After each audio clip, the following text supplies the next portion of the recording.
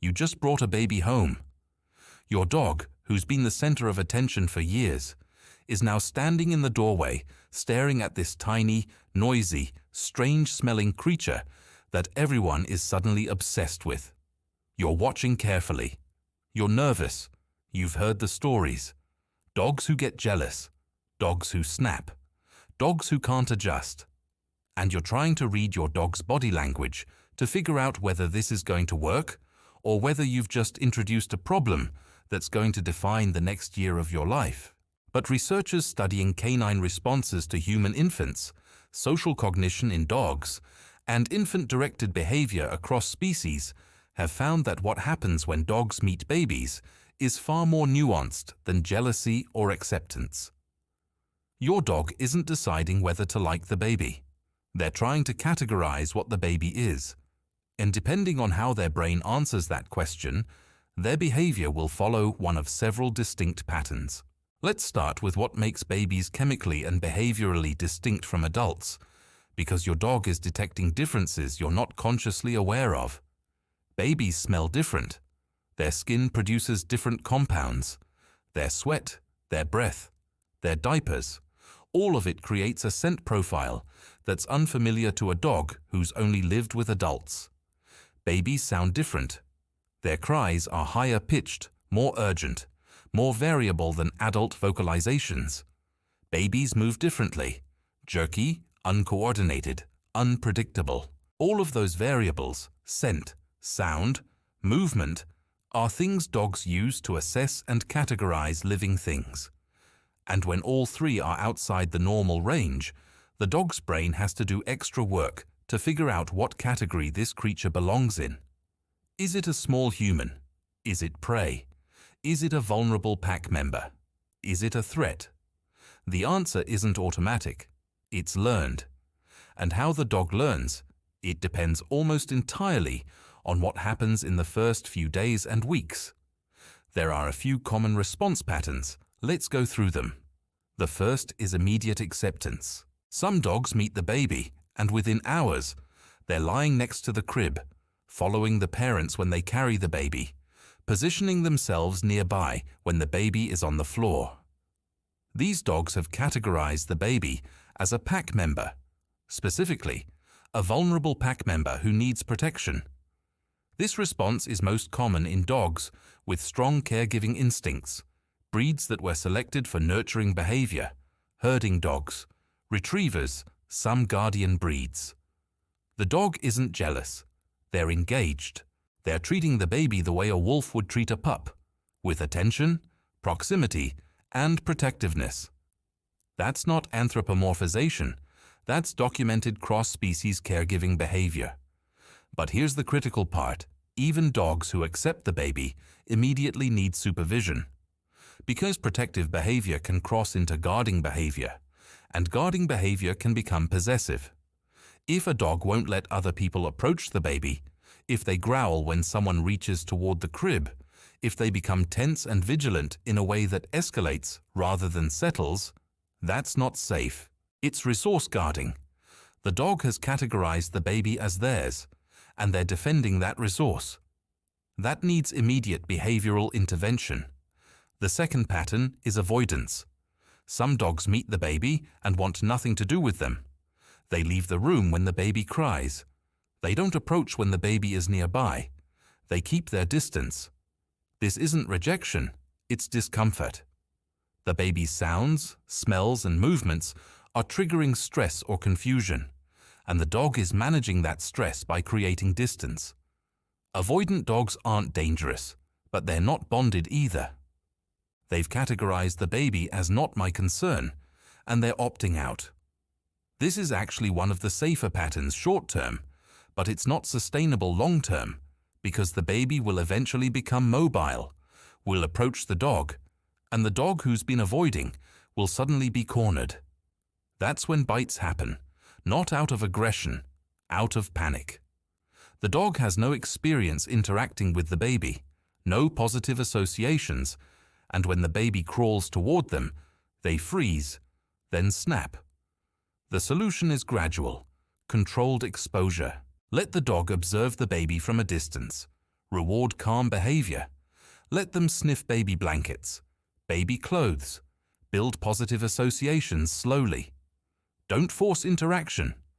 The goal is to shift the dog's categorization from "this is stressful, and I don't understand it" to "this is a normal part of the household and not a threat." The third pattern is arousal-based reactivity. Some dogs become overstimulated by the baby. They bark when the baby cries. They jump toward the baby.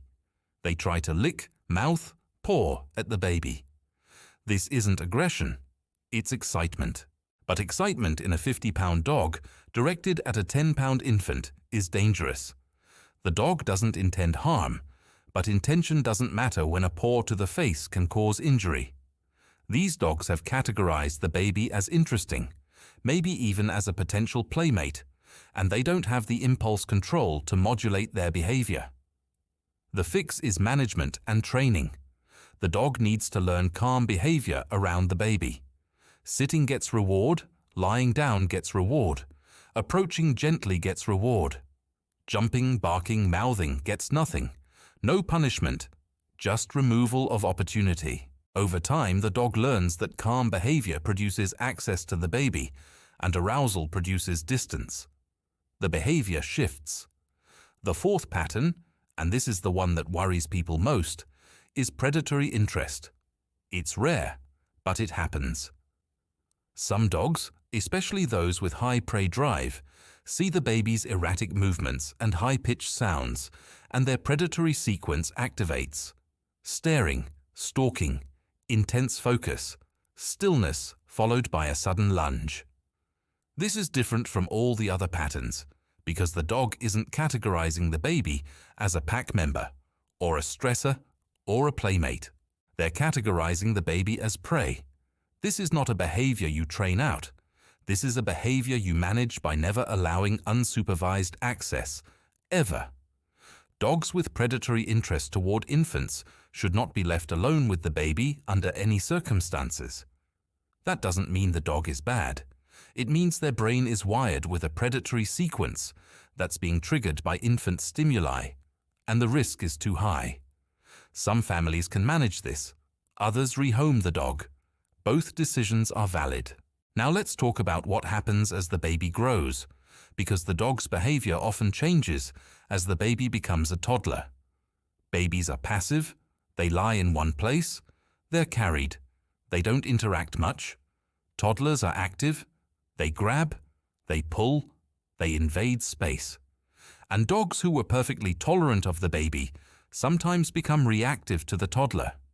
Not because they suddenly hate the child, because the child's behavior has become unpredictable and uncomfortable. A toddler pulling a dog's ear, climbing on them, grabbing their tail, all of that is painful or threatening from the dog's perspective. And if the dog has no escape, no way to create distance, they'll eventually snap. That's not aggression, that's self-defense. The most important thing you can do during this phase is teach the child how to interact with the dog and give the dog a safe space the child can't access. A crate, a separate room, somewhere the dog can retreat when they've had enough. Dogs who have agency, who can choose to leave when they're uncomfortable, almost never bite. Dogs who are cornered, trapped, or repeatedly stressed with no escape are the ones who escalate. There's also a neurochemical component worth mentioning. When dogs interact positively with babies, especially when they're allowed to sniff, observe, and be near the baby in calm contexts, both the dog and the baby experience oxytocin release. The bonding hormone, the same chemical that bonds mothers to infants, bonds dogs to infants. Over time, repeated positive interactions build a neurochemical attachment. The dog starts to associate the baby with positive emotional states. The baby becomes safe, familiar, part of the pack. That bond doesn't happen instantly. It builds over weeks and months through repeated calm, positive exposure. But once it forms, it's strong. Some of the deepest dog-child bonds are with children the dog knew from infancy, because the dog watched them grow, protected them, learned their sounds and smells and movements. That child isn't just a family member, they're the dog's family member. So the next time you see a dog meeting a baby for the first time, here's what's actually happening. The dog's brain is working hard to categorize this new creature.